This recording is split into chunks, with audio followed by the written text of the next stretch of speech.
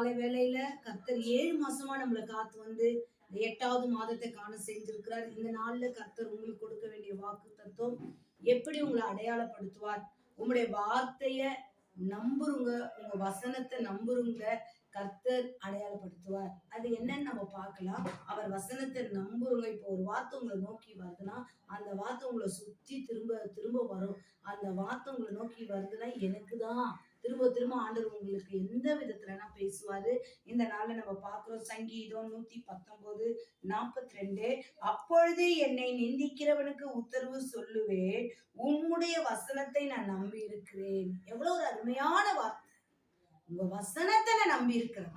இப்ப யார் இந்த வசனத்தை நம்பி இருக்கிறீங்களோ உங்களை சுற்றி அந்த வார்த்தை உங்களுக்கு வந்துட்டே இருக்கும். அந்த வார்த்தைகளை நம்புங்க. உங்க வாழ்க்கையில எந்த காரியம் இருக்கட்டும், எப்படிப்பட்ட சூழ்நிலையா இருக்கட்டும், எப்படிப்பட்ட போராட்டத்துல இருந்தாலும் சொன்ன வார்த்தையை நம்புங்க. நீங்க நம்ம நாசில் சுவாசம் உள்ள மனுஷனை நம்புவதை காட்டிலும் அவரை நம்புங்க.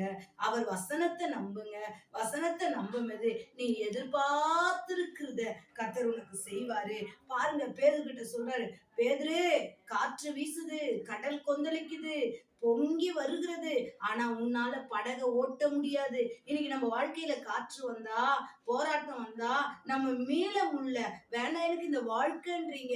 ஆனா பேதுருகிட்ட சொல்றாரு, காற்று வந்தா உன்னால படகு ஓட்ட முடியாது, ஆனா நானு காற்று வந்தா கூட கடல் மேல நடப்பேன், தண்ணி மேல நடப்பேன், வா என் கூட வா, நானும் உன்னை நடக்க வைக்கிறேன். இன்னைக்கு நீயும் நானும் எப்படிப்பட்ட சூழ்நிலை இருந்தாலும் அந்த வசனம் உனக்குள்ள இருந்ததுன்னா உன்னை நடக்க வைப்பாருமா, உன்னை கடக்க வைப்பாருமா. இங்க அருமையான ஒரு வார்த்தை சொல்ல நம்ம பார்க்கலாம். யோவான் 4ஆம் அதிகாரம் 49 53 வசனம் தான் இந்த நாள்ல தியானிப்புக்காக நம்ம எடுத்துக்க போறோம். அதுல பாருங்க, நம்ம வாசிக்கிறோம்.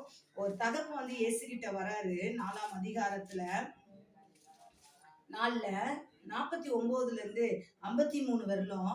அதற்கு ராஜாவின் மனுஷன், ஆண்டவரே, என் பிள்ளை சாகுறதற்கு முன்னே வர வேண்டும், நீங்க வாங்க.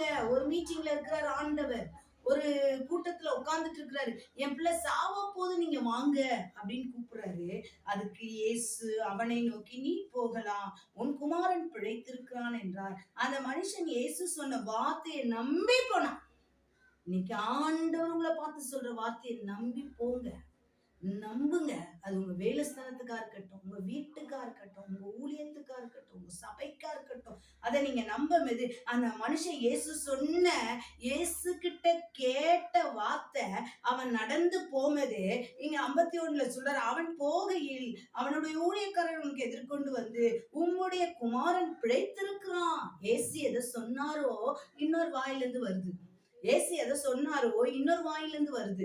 பாருங்க, அதே பாத்தீங்கன்னா 53 சொல்றாரு, உன் குமாரன் பிழைத்திருக்கிறான். அப்ப இப்படியாய் 3 தடவை உன் குமாரன் பிழைத்திருக்கிறான்னு அவருக்கு இதுதான் அடையாளம்.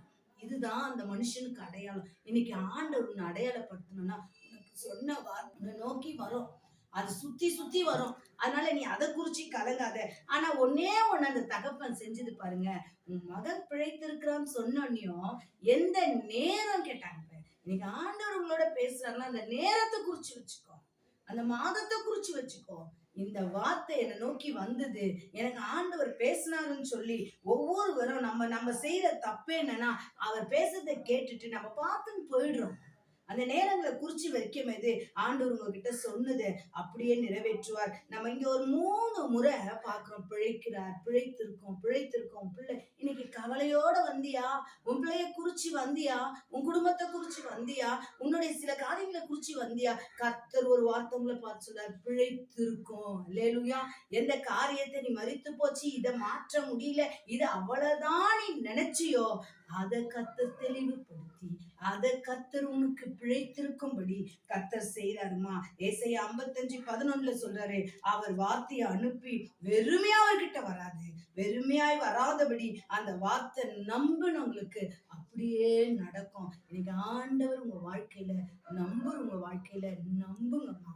அவரையே நான் நம்பி இருக்கிறேன், அவரை போல யாரும் இல்லைன்னு சொல்லி அவரை நம்புங்க. அவர் உங்க வாழ்க்கையில செய்ய வல்லவரா இருக்கிறார். நல்ல கண்களை மூடி நம்ம செபிப்போமா. நன்றி ஆண்டவரே, அப்பா, நீங்க சொன்ன வார்த்தையை நாங்க நம்பி போறோம் ஆண்டவர்.